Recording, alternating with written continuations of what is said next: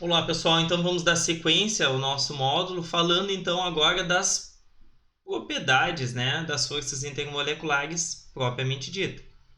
Hoje nós vamos começar então com a interação íon-dipolo. O que a gente pode observar é que as interações aqui, a energia típica envolvida dessas interações, isso aqui é uma média das interações, ela é uma das interações mais fortes quando comparada às interações intermoleculares. Ela só perde para a ligação de hidrogênio. Essa daqui é a interação entre íons, então é uma ligação, então a gente não pode comparar, Então a dissociação de íons, ela envolve muito mais energia. Então esse tipo de energia, ela está envolvida, entre íons e moléculas polares. Mas que tipo de interação seria essa? Então, por exemplo, quando eu dissolvo sal, que é o cloreto de sódio, o sal de cozinha em água. Para nós, a partir de agora, isso não é simplesmente água salgada. Eu vou ter então aqui a substância cloreto de sódio na sua forma sólida, os cristais de cloreto de sódio, dissolvidas em água na sua fase líquida. E aí agora eu vou ter cátions sódio aquosos e cloretos, átomos de cloro com uma carga negativa dissolvidos em água. E o que vai acontecer? Vai ocorrer uma interação entre as moléculas de água e o cátion, e isso vai se dar justamente por causa dessa característica da molécula de água. Qual é essa característica? Bom, quando a gente falou de ligações, lá no módulo de ligações, a gente falou sobre geometria da molécula e polaridade. O que é isso daí? Eu tenho aqui uma ligação, que é uma ligação covalente entre o átomo de hidrogênio e o oxigênio. É uma ligação do tipo covalente, que é o compartilhamento de elétrons. E esse compartilhamento só vai ser igualitário quando eu tenho dois átomos iguais. Quando eu tiver átomos diferentes, esse compartilhamento não vai ser igualitário. Pode ser muito próximo do igualitário ou muito distante, mas igual não vai ser. O que vai acontecer? Esse átomo de oxigênio, ele tende a atrair o par de elétrons dessa ligação para próximo dele. Não é que ele esteja roubando o par de elétrons, porque o hidrogênio não vai doar o elétron dele. Ele vai simplesmente atrair. E isso vai fazer com que o átomo de oxigênio crie uma carga parcialmente negativa sobre ele. A mesma coisa, só que ao contrário, o hidrogênio, por ter o seu único elétron afastado dele, ele fica com uma carga parcialmente positiva, que é derivada do seu núcleo positivo. Então, o que vai acontecer? Essa ligação ela é polarizada.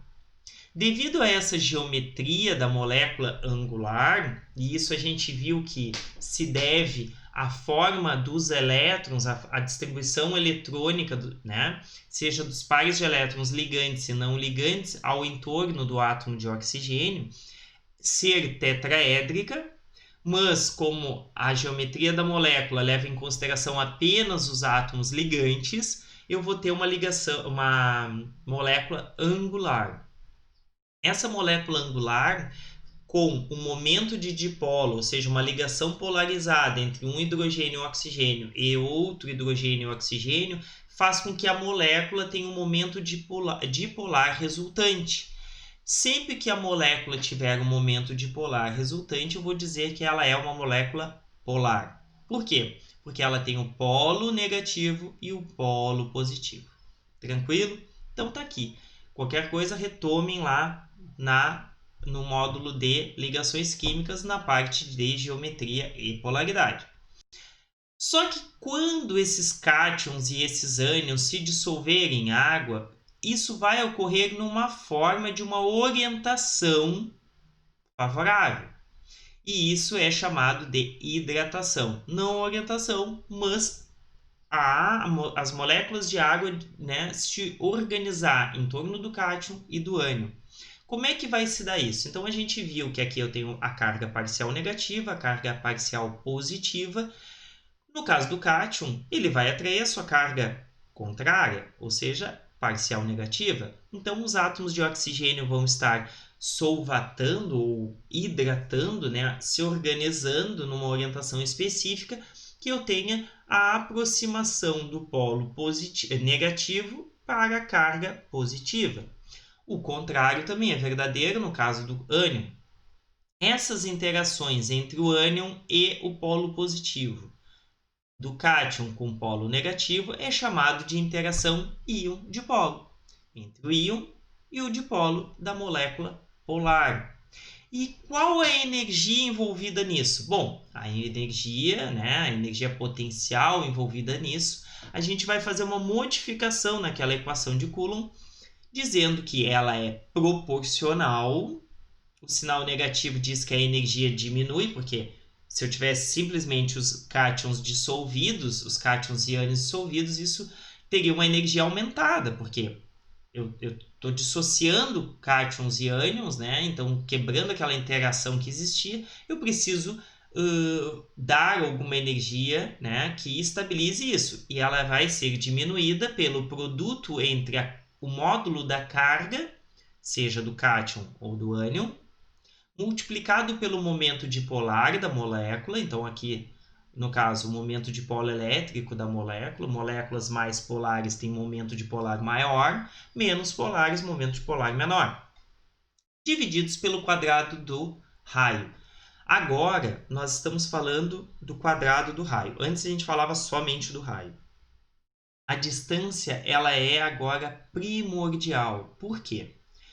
Quando esse cátion sente atração por esse polo positivo, esse polo negativo e repulsão pelo polo positivo, isso, né, vai ser sentido quando as espécies estão próximas. Se eu distanciar, a atração e repulsão se anula e essa molécula não vai sentir nem atração nem repulsão.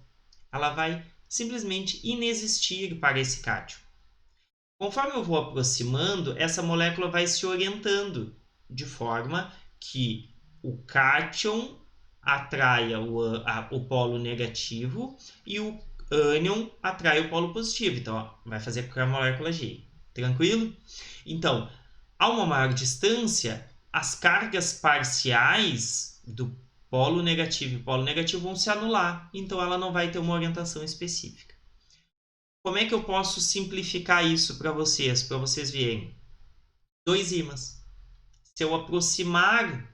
Primeiro, se eu colocar um ímã distante, eu posso girar e eu não vou sentir nenhuma resistência nesse outro ímã comparado a esse aqui. Agora, no momento que eu aproximo, se eu aproximar o polo negativo do negativo, eu vou ter uma resistência fazendo com que o ímã tente girar. Quando eu aproximo o outro polo de carga oposta, né, o que vai acontecer? Ele vai atrair. O outro, ele faz girar. Então, exatamente isso. A distância vai fazer com que ele se oriente, né? Quanto menor a distância, vai se orientar, fazendo com que diminua a repulsão e favoreça a atração. Bom, essa expressão aqui a gente pode fixar alguns dados para a gente tentar entender o que ela quer nos dizer. Por exemplo, se eu fixar o momento dipolar, por que eu vou fixar? Porque eu só estou trabalhando com água. Então, a molécula é a mesma. Então, eu vou dissolver diferentes sais em água. Agora, eu vou também fixar, tá, a carga, porque eu vou trabalhar com um ânion, cloreto, e diferentes cátions com a mesma carga positiva. O que eu vou variar? O raio, porque o meu cátion vai variar. Então, eu vou trabalhar com a família dos alcalinos terrosos, lítio, sódio, potássio, rubídio e césio.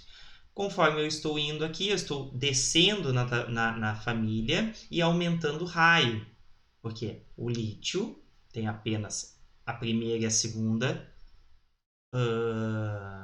o primeiro e segundo nível. Quando ele doa o seu elétron, ele fica apenas com o primeiro nível.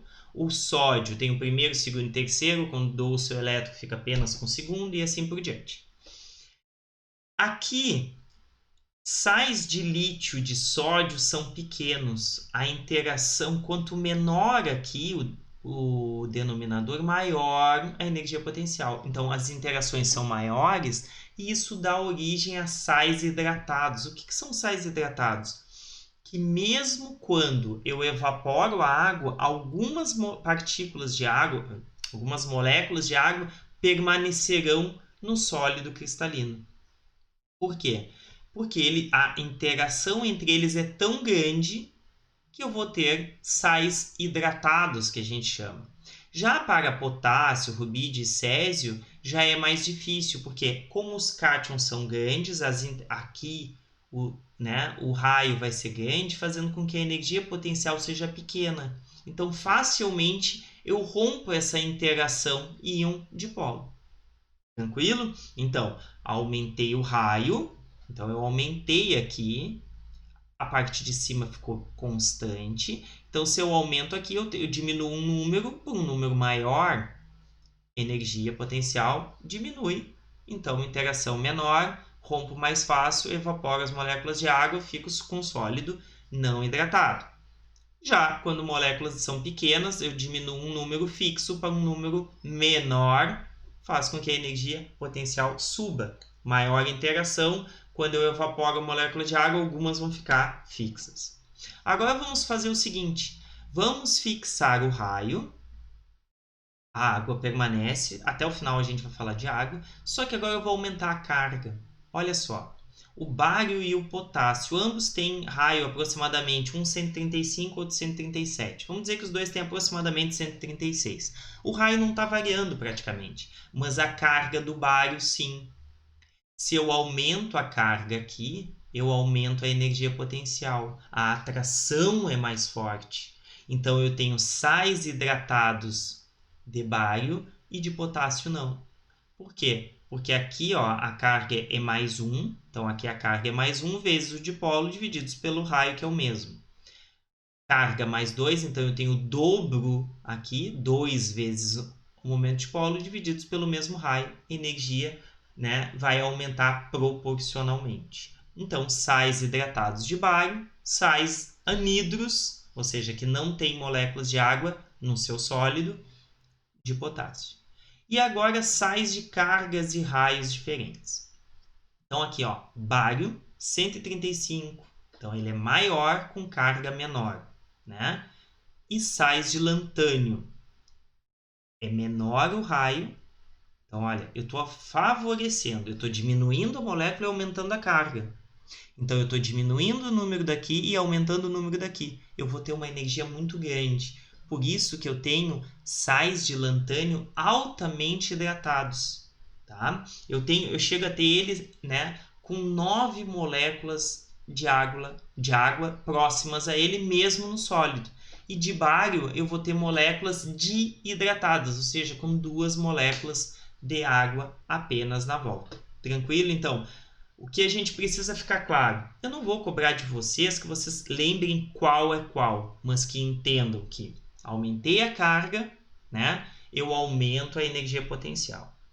Eu aumentei o raio, eu diminuo a energia potencial. E o que isso influencia na nossa vida? Fazendo com que eu tenha sais hidratados e sais não hidratados, ou seja, anidros. Tranquilo? Bom, era isso que a gente tinha para falar sobre a interação íon-dipolo. Na próxima aula, a gente vai falar da próxima interação intermolecular.